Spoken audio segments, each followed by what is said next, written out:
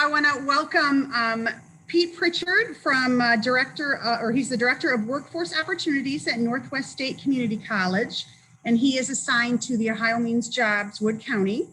And Mary DeWitt, she's the Workforce Administrator at OhioMeansJobs Wood County Center. And usually when we say one name, we say the other because they work in collaboration, which is awesome. So we want to thank you for presenting for us today, and I'll go ahead and let you take the ropes. All right, thank you, Bethany. Like Bethany said, my name is Mary DeWitt, the Workforce Administrator here at the OhioMeansJobs Wood County Center. Basically, my job is to help job seekers get the skills they need, the counseling they need to be a great employee for our local employers. So I'm trying that matchmaker type of thing. So we'll go ahead and get into the PowerPoint. Pete. Yep. You're sharing right now. Oh, I am? I'm sharing. Yes. Oh, there you go. Okay. All right. So again, some of our today's agenda is basically talking about some of the employer services that we have available, some different training opportunities, as well as some projects we are starting to do with pipeline development, trying to get that workforce ready. So when they graduate from high school or some sort of 2-year or a career center certificate program, they're ready to be good employees. So employer services. I'm sorry, Pete. You got to keep clicking. There we go. Yep. So basically, what we have, we can do job fairs and mass recruitments. So there's usually not a fee for our job fairs and our mass recruitments, but due to COVID, obviously those have kind of been very far and few between. We did do a job fair that was a virtual job fair, just not the same as the interaction that you get face-to-face, but hopefully COVID will be hopefully gone here in the next couple months, and we can start getting back to that face-to-face job fair, as well as employers that use our computer lab or our conference rooms or our offices to conduct mass recruitments, interviewing. So we've got a wide range of stuff that the employers can use free of charge here at the office. We also support the hiring of special populations, anywhere from migrant and seasonal farm workers to our veterans, to youth, as well as workers with disabilities. So we have a wide range of different resources that we can pull from to help fill job openings. Access to OhioMeansJobs.com. Again, this is another tool that employers can use to post job openings and also search for resumes. Actually, this is a free service to the employers as well, so no need to post your jobs on Monster or Indeed and pay that price to post that job and also to review resumes. This is also a service that one of my staff members can assist you with as well. So we all know that employers are extremely busy these days, and if this is one thing we can get off of their plate to kind of take that recruiting piece off and send you qualified candidates, that's something again that my staff can assist with. And one that I do not like to talk about, and actually we have not had really any major events of any type of layoffs or plant closures here in the county for quite some time, knock on wood. But again, if there is any type of downsizing to employers or employees or a plant closure, my staff and I can come in and speak to those employees that will be laid off, and we can let them know of all the services that we have available for them to help search for their next job, as well as maybe some general tips on unemployment. So again, one thing that I don't really like to talk about, but the service is definitely there. And we have been to facilities at midnight. We have been at facilities at 6:30 in the morning. So we are very flexible to meet the needs of when your employees are there. So a couple different funding opportunities that I have for employers for new hires is a program called on-the-job training. And basically what this is an eligible individual that is a new employee for you. Obviously, we all know that they're not going to be 100% productive on their very first day of work. So I can come in and help offset that training cost while they're in training. So you can still get the training for the person and to get them up to speed on their of their job duties. So I can pay anywhere between 50% to 75% of their wages while they're in training. The length can be from 2 months of training. The max is going to be my 6 months of training, but you tell me how long it's going to take you to train that person. Like I said, I can, the max is going to be 6 months or $8,000 per person, whichever comes first. Real simple process. So again, that's a funding stream that we can help with new employees. These are just some of our OJTs, or on-the-job training stars, that we have worked with. We've worked anywhere from small to large companies. Spectra Polymers, they probably have a workforce of 20 people, all the way up to First Solar, who has thousands of employees. So regardless of big or small, I'm here to help assist in some type of training reimbursement.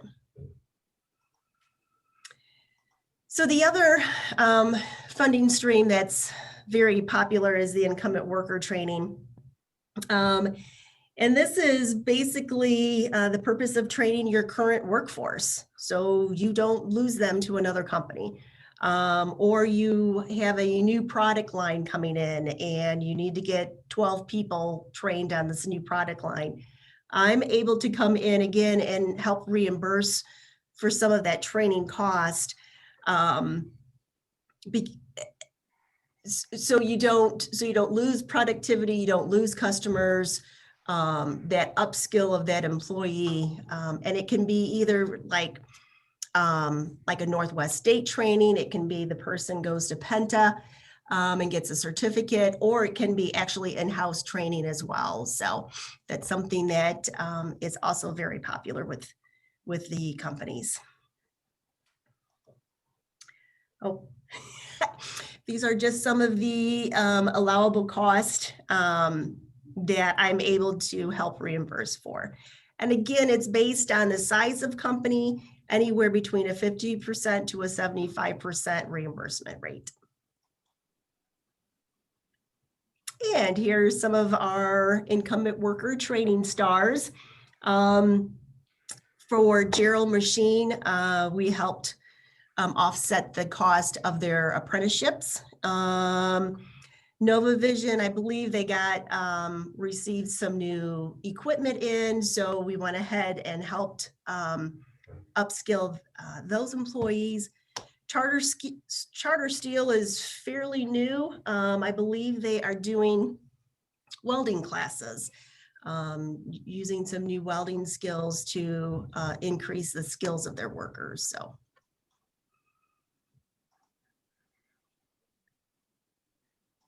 Yeah, you got to keep clicking. Sorry, Pete. um, so we have, so we all know that it's very difficult trying to find employees these days. And we really need to capture, I believe, we really need to capture our high school. Juniors, seniors, we can even start into, the junior high, but I'm kind of starting out with our juniors and our seniors to expose them to different careers and different pathways where they can make a great wage. They don't have to move out of the region, and they don't necessarily have to go to a four-year school. So we're trying to develop this pipeline, and who, besides myself and Pete, I have the Wood County Educational Service Center as well at helping me develop this talent pipeline. We can do any type of work experience to, if the employer is interested in bringing on or mentoring one of these high school juniors or seniors, or even a young adult.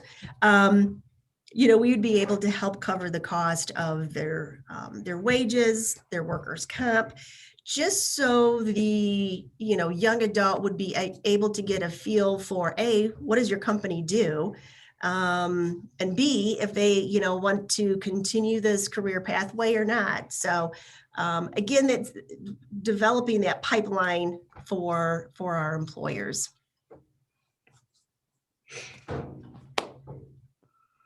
And that is me and my contact information, or you can go to our website, which is woodcountyjfs.com, and click on the Ohio Means Jobs tab, and you would find information about all the training opportunities that we have, some really, really cool videos that we're putting out on the site as well.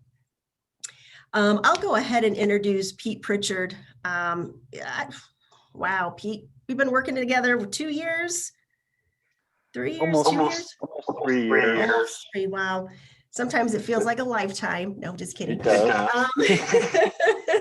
But we got into a contract with Northwest State roughly about 3 years ago to develop some workforce opportunities and some training for our region. I believe there are 6 other counties that are involved in this project.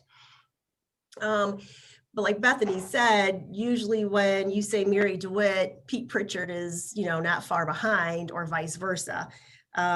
Pete's an extension of what I do, and even better because he does have that training expertise that comes with him as well. But together we try to solve problems. We try to give out solutions to the employers on their, the skill gap, and trying to find that right employee. It's very strange times right now. It seems like people just are not motivated to work. And I'm not quite sure if it's the COVID, if it's, the unemployment. But I tell you, if I had to deal with the unemployment system, I would be more than motivated to find another job. So anyways, like I said, Pete and I are kind of one and the same, and he's got some projects that he's going to be speaking about that we've kind of been working on. So Pete. Hey. Well, thanks, Mary. You know what, Pete, hang on one second. I'm getting a lot of feedback. I'm thinking I have another computer on in the other room. Let me go see if it is better to turn that one off. I don't know if it's going to affect yours or not, but I'll be right back. No problem. Mary, I think Mary muted her.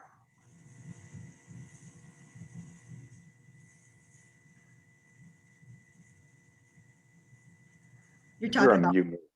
you're talking about Mary Hinkleman and not me. No, Okay, let's see if that helps. yeah, and I think Mary was on mute, and I think that'll help out a little bit too. So Okay. if we, or if everybody's on mute, that should, yeah, so you don't hear the feedback coming back and forth in the office. But well, thank you, Mary. Yeah, it's been almost 3 years. It'll be 3 years come April, actually.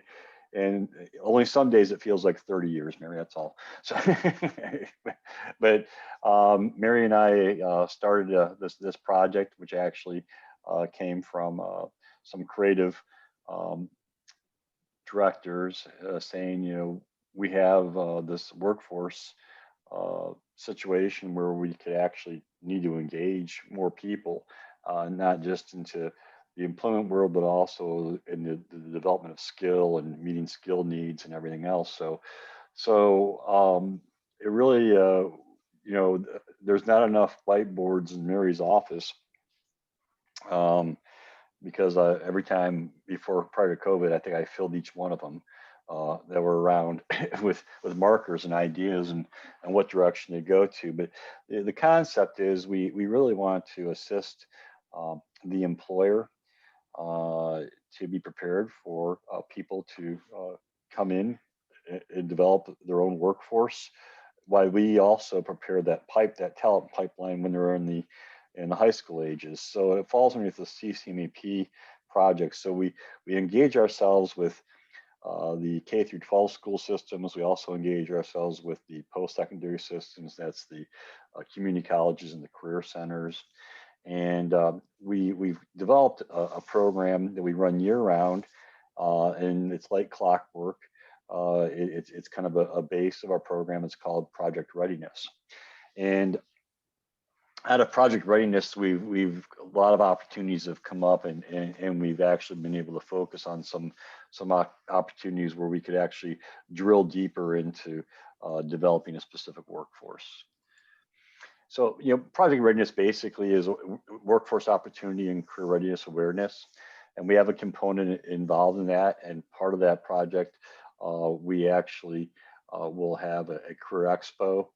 We also encourage employers to go ahead and contact school districts and vice versa. And we'll act as a conduit, and we have some methods of doing that. We have an annual school counselors breakfast. 1 year we had it, we had 2 of them so far. The first year it was in person, the second one was done virtually, and we did deliver breakfast to everybody, by the way. And it happened to be by a gift card to Bob Evans, but they had a big let know, but we were making sure that they were given breakfast to attend. We really appreciate their participation. And the other thing, we didn't get quite lifted off last year due to COVID. We're hoping to do it June this year. If not, it'll be even better the following year as a teacher education and workplace component. We try to partner with Tech Prep to give teachers an opportunity to see what things are happening in the workforce, how things are changing, how employers are developing training programs, and what skills are absolutely needed for the teachers to take back to the classroom to teach the kids. And finally, out of our project readiness, we really got heavily involved into apprenticeship development and expansion of apprenticeship programs, so we could expand our pre-apprenticeship programs for our youth to run them into the employment and get them prepared for employment in some specific fields. Oops, I just jumped the wrong way. Hey, Pete. Yes. I believe you forgot about. Kathy Allen, please call 8284. I believe you forgot to talk about our countywide career expo. No, it's there. I said I'll get to the career period. Career. Yes, we have a countywide career expo, which I couldn't forget about that. Actually, that's why I wake up every morning saying career premiere, and I go to sleep saying career premiere. But a countywide expo is actually where we actually last year we invited over. We had over 60 employers and 600 kids that were registered to go. But the day before the event was lifted off, we actually had to cancel the event. This year, we moved it to a virtual format. It's going to be a little bit different, and I think it's going to be nice. we're going to draw people in to investigate. Students can look to 5 different career pathways. And so we're looking forward to holding that on March 10th with 3 school districts. Simply right here is a form that we use, and we make it available to all the employers so that if they want to visit the school, they get a request to visit schools in person, and we'll try to be the conduit information, and vice versa. We have the school visit request program for employers and for school districts as well. So there's our menu for our Wood County counselors breakfast. Maybe hopefully next year we'll actually have it delivered and catered so we meet face to face. And of course, that's the teacher education, the workplace, what it would kind of look like, and taking tours and actually working on some specific project and some workplace activities. And I'll go back to that. And of course, that was last year, our career premiere. And this year's gonna be March 10th, 2021, but it will be a virtual event. We're hoping to have video opportunities so people can get a good feel for what's happening inside specific career fields. In addition to that, we're hoping that the kids will be able to have a one-to-one conversation with some experts in the field and also some post-secondary providers. So if they choose to go in that pathway, we can give them some sort of direction. But it's a complete exposure event, and they can talk about career opportunities upon graduation. So primarily set up for juniors and seniors. So we're looking to host a few hundred kids this year on the career premiere on March 10th. What this all is developed into, as I mentioned, pre-apprenticeships actually kind of evolved from some of the program offerings we were given to the employers. It started off with what we call the MSSC, which is the manufacturer skills console for manufacturing into entry-level jobs. And we found that if we actually developed a pre-apprenticeship program with schools and seniors, students will be able to gain a nationally recognized credential and be able to use that and apply it towards a number of different things. As saying, I've gained some workplace skills with this credential that can be applied towards getting their high school diploma. And also it could be an entry into an apprenticeship in a specific field if they wanted to do that. But there's some critical parts and components to putting this together, and that's working with the employer. It's an employer-led initiative. Obviously, the students in the high schools and the education students are a part of that as well, and the educational institution. So those 3 things have to come together in order for us to have a quality program and meet the needs of the students, also meet the requirements from the state as it is a state registered program. You know, the benefits of it, it gives us learners plenty of opportunities to go and see what it's like to be in the workforce. They could receive some academic credit, like I mentioned before, also college credit. And we also want to emphasize during a pre-apprenticeship program, workplace behaviors in the classroom. We've taken the Department of Education rubric for a workplace credential, work readiness credential, and we've implemented that as part of the pre-apprenticeship program. So when they get that pre-apprenticeship program, it does increase their odds of being more employable and give an idea what it's like in today's workforce. Again, hands-on experience. That's the thing that we hear all the time. We know that some people learn differently. Had I known this earlier, when I look back at my educational career, it would have been best that they not put me in a chair to learn. I guess I would have been best to be in a standing desk or on one of those balls that you rock back and forth on, because I'm a kinesthetic learner and I'm fidgety, I guess. But that people learn best in certain domains. We also know people that are very good at sitting still and reading a book and have letting all sink in. But because of that, students we could adapt to a lot of the curriculum to the different types of modalities, so students can learn by hands-on, a little bit of instruction, but a lot of it's going to be coaching and instruction along the way. And hopefully we'll give them a clear picture of what's expected for a specific career they want to go into.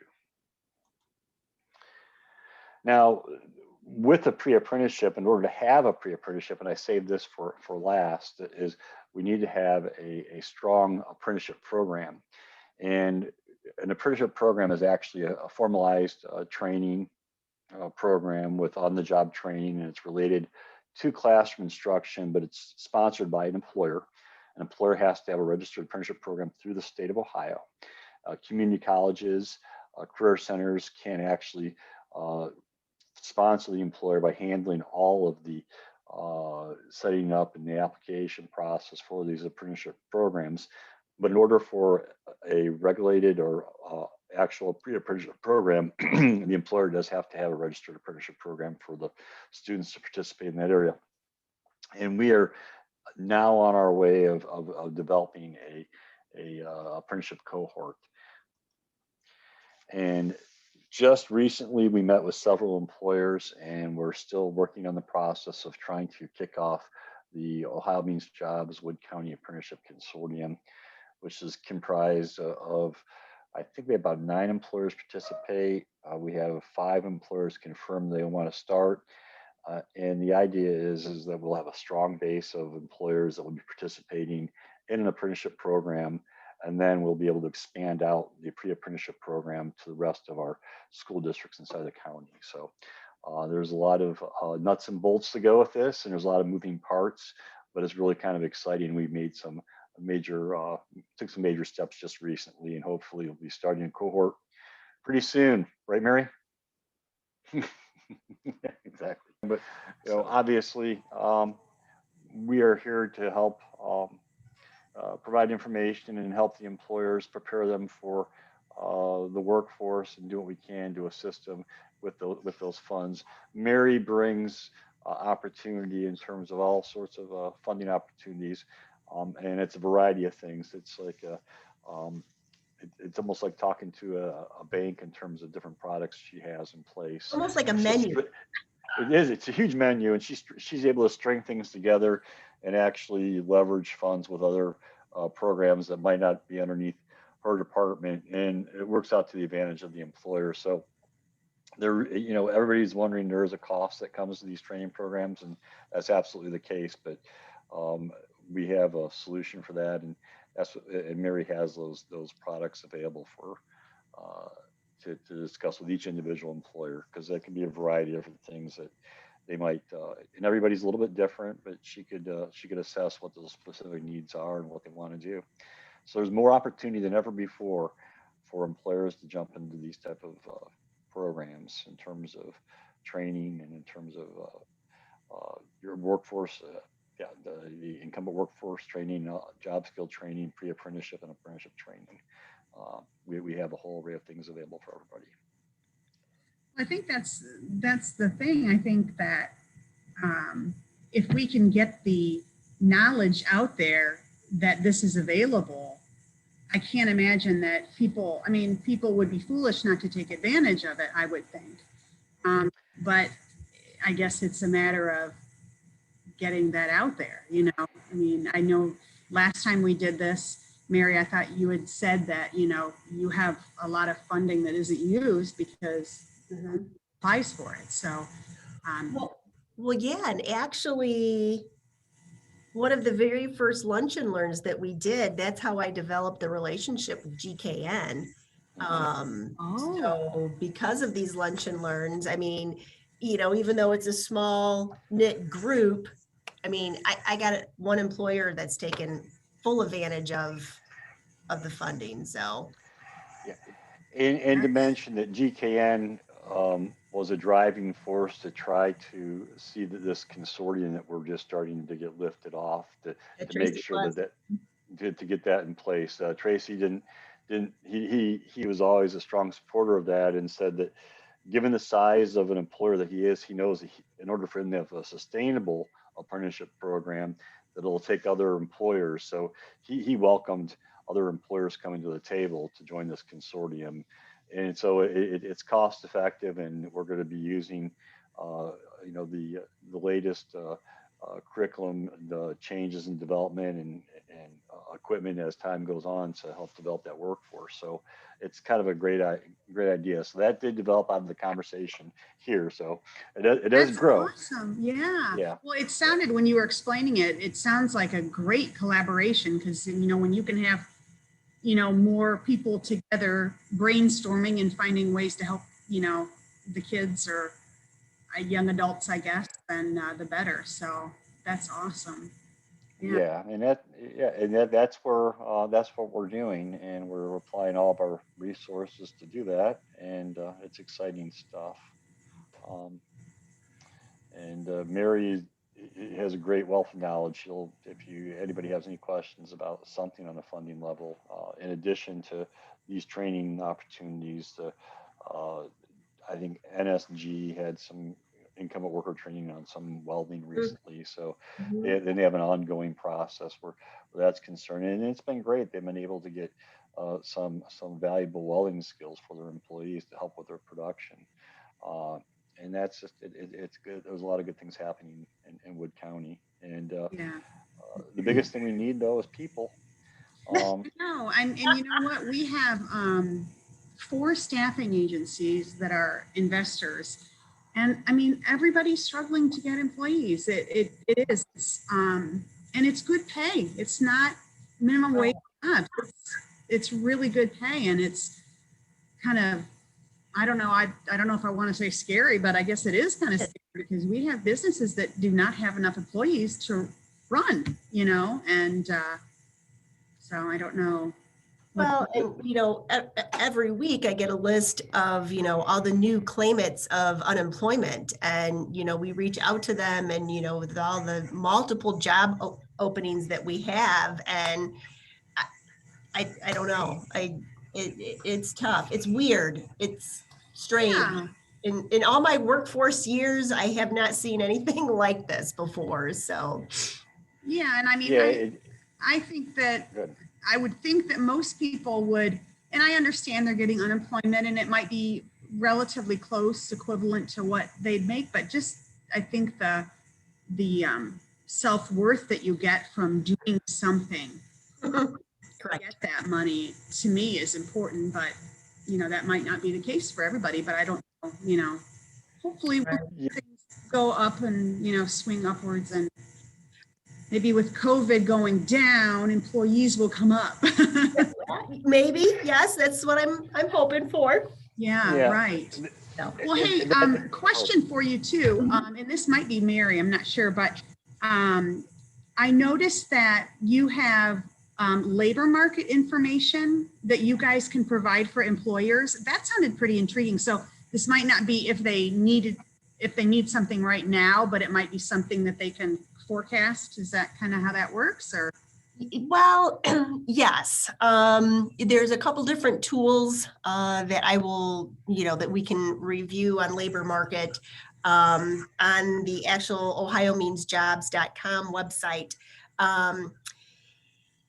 Sometimes the data is not totally up to date, but it can give employers, a rough estimate on how much they should pay, how much is the minimum, how much is the max, even helping out writing job descriptions, it's just like, or what do you call your new job? Is it an operations manager, or is it, something, a maintenance position? So there's a lot of tools on Ohio Means Jobs. So I can definitely, employers can reach out to me, and we can always review that information as well.